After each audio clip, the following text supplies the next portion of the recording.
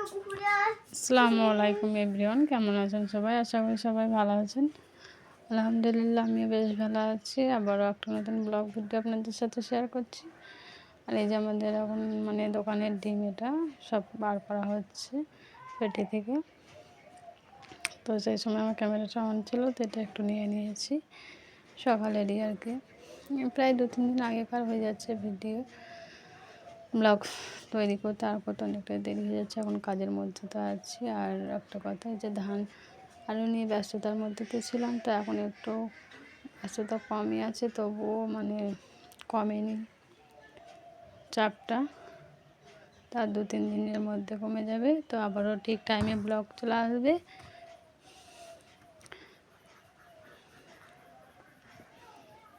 তো আমি একটা ছোট্ট ব্লগ শর্ট ভিডিও বানাচ্ছিলাম, তো তখন এটা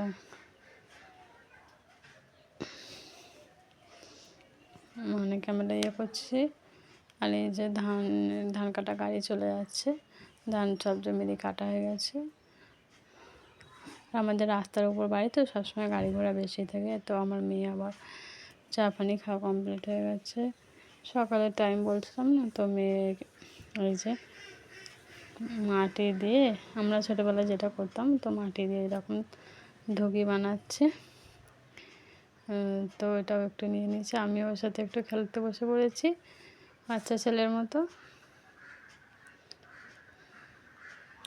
তো তারপর ধান ফান সেসবগুলো তো সারাদিনের কাজ আছেই। তো সকালবেলাকার এইটুকুনি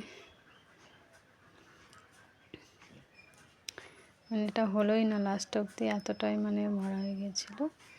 তো তারপরে এটা আমার মেয়ে করেছে, আসিয়া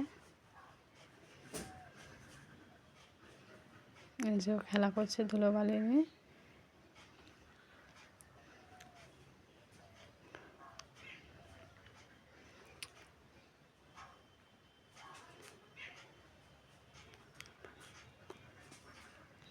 তো অনেকগুলো বানিয়ে ফেলেছিল। আবারও গাড়ি ঘোড়া বলছি না, সবসময় গাড়ি যায় এটা দিয়ে, কম কিছু না, প্রতিটা টাইমেই গাড়ি চলে যাওয়া আসা করে। মেন গ্রামের ভেতর দিয়ে যাওয়ার রাস্তা এটাই, এটাই মেন। আশপাশ দিয়ে যাওয়ার তেমন রাস্তা নেই,